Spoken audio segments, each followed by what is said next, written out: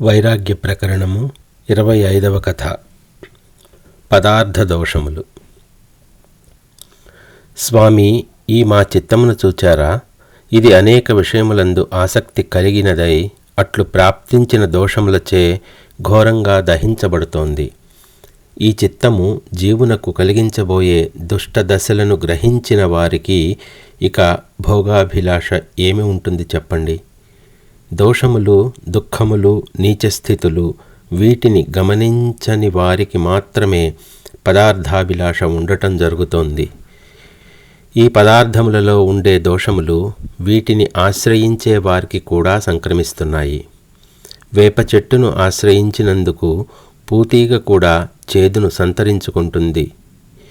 కొద్ది రోజులు గడుస్తున్న కొద్దీ ఈ పదార్థములతో ఏర్పరుచుకున్న సంబంధం కారణంగా మేము దుర్బలులమే అవుతున్నాం. ఈ సంసారంలో నిమగ్నమగుటచే పూర్వజన్మల నుండి తెచ్చిపెట్టుకున్న కొద్దిపాటి మంచి కూడా అడుగంటుచున్నది.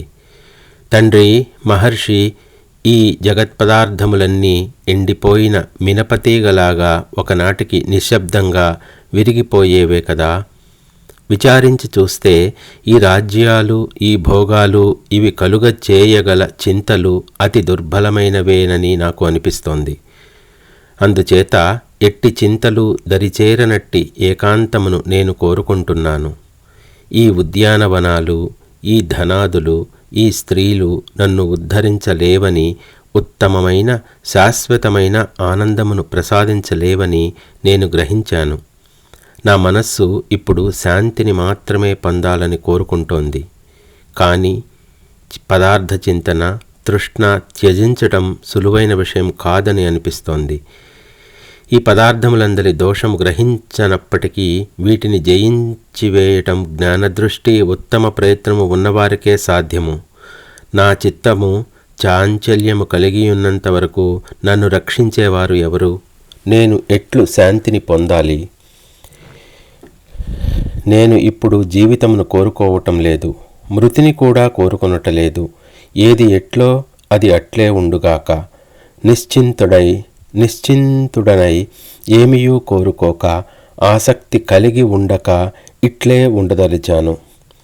ఈ రాజ్యములతో, భోగములతో, ధనములతో, ప్రయత్నములతో నాకు పని లేదు. వీటన్నిటికీ మూల కారణం అహంకారమే కదా. అట్టి అహంకారమే త్యజించవేయదలుచుకున్న నాకు వీటితో ఏమి పని చెప్పండి? లెక్కింప అలవి కానంత సంఖ్యలో జీవులు ఈ భూమిపైకి వస్తున్నారు. కానీ ఏం లాభం? వారిలో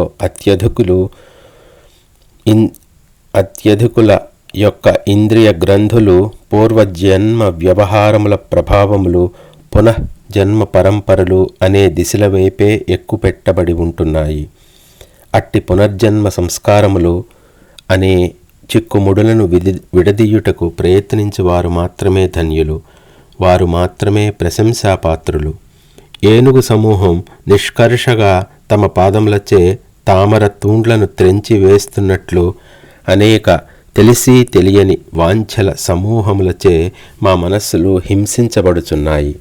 కాబట్టి శరీరంలో శక్తియుక్తులు ఉండగానే నిర్మలమైన బుద్ధియోగంతో మనస్సులకు చికిత్స చేసుకోకపోతే ఇంకెప్పుడు, ఎట్లా, ఎక్కడ వీలవుతుందో చెప్పండి. తండ్రి, విషం నిజానికి విషం కాదు, విషయములే నిజమైన విషం. ఎందుకంటారా? విషం మహా అయితే ఒక్క శరీరాన్ని మాత్రమే హరించగలదు. మరి విషయములలో జన్మాంతరాలుగా ముక్తికి అడ్డుగా నిలిచి వందల వేల సార్లు మా ప్రాణములను తోడివేయగలవు. యజ్ఞచేతసులు ఇదంతా ఇట్లా ఉన్నప్పటికీ ఈ జనులలో కొందరు మహాత్ములకు జ్ఞానులు మాత్రం సర్వదా ఈ దృశ్యముచే, ఈ ఇంద్రియములచే, ఈ జీవిత సంఘటనలచే ఏమాత్రం విచలితులు కాక అచంచల మనస్కులై ఉంటున్నారు.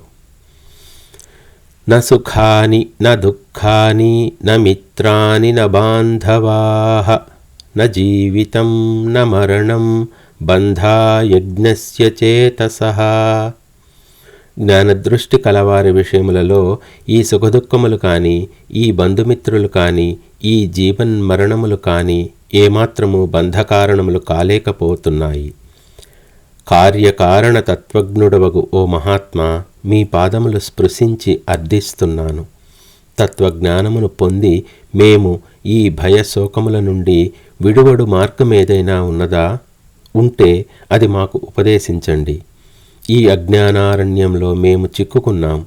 ఇది అనేక వాసనా సమూహములచే మహాజటిలమై, దుఃఖకంటకములచే, ముళ్లచే ఆవృతమై, అనేక ఎత్తుపల్లములు కలిగినదై, అతి భయంకరమై మమ్ములను ఎంతగానో క్షోభింపచేస్తోంది.